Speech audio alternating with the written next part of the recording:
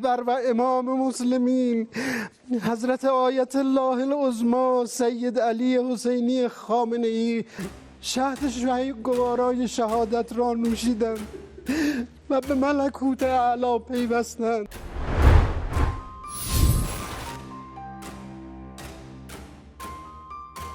Pemimpin tertinggi Iran, Ayatollah Ali Khamenei disahkan terbunuh dalam serangan Israel Amerika Syarikat pada Sabtu, 28 Februari 2026.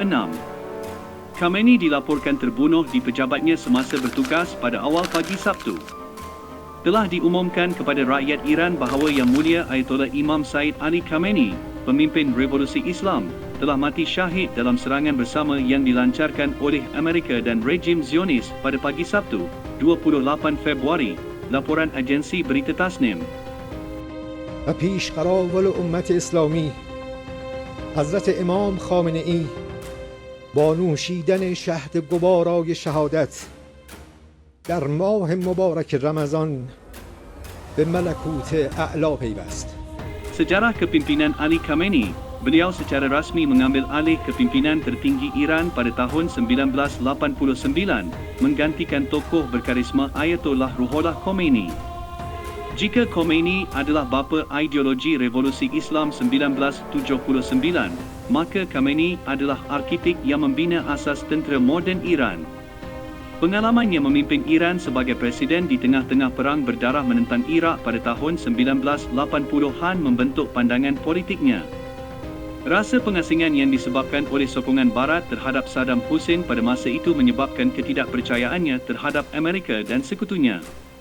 Di bawah arahannya, Kor Pengawal Revolusi Islam, IRGC, berubah daripada pasukan separa tentera kepada institusi keselamatan, politik dan ekonomi Iran yang paling berpengaruh. Beliau juga memulakan konsep ekonomi penentangan untuk menggalakkan kemerdekaan negara di tengah-tengah sekatan antarabangsa. Dilahirkan pada tahun 1939 di Kota Mashhad, Khamenei berasal dari keluarga ulama terkemuka. Bapanya ialah seorang pemimpin etnik Muslim Azerbaijan. Sejak dari usia 4 tahun, beliau telah mempelajari Al-Quran dan meneruskan pendidikan teologinya di pusat pengajian berprestij di Najaf dan Qom. Di Qom, beliau mempunyai hubungan rapat dengan Ayatollah Khomeini. Sebagai aktivis politik yang menentang monarki Pahlavi Shah, Khamenei berulang kali ditangkap oleh polis rahsia Sabah dan dibuang sebentar ke kawasan terpencil. Walau bagaimanapun, beliau kembali ke Tehran untuk mengetuai protes 1978 yang akhirnya menggulingkan dinasti Pahlavi.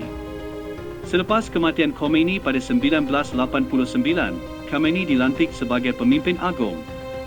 Walaupun awalnya dianggap sebagai tokoh kompromi, beliau membuktikan kewibawaan dirinya sebagai pemerintah tertinggi dalam Republik Iran. Dunia dikejutkan dengan berita pada 1 Mac 2026 apabila media kerajaan Iran mengesahkan kematian Khamenei pada usia 86 tahun. Beliau terkorban susulan serangan udara bersasar oleh tentera Amerika Syarikat dan Israel di tengah-tengah konflik wilayah yang memuncak. Kematiannya menandakan tamatnya era kepimpinan agung paling lama di Timur Tengah, meninggalkan Iran dalam keadaan berkabung nasional selama 40 hari dan ketidaktentuan politik yang amat meruncing. Iran mengisytiharkan tempoh berkabung awam selama 40 hari susulan kematian pemimpin tertinggi negara itu.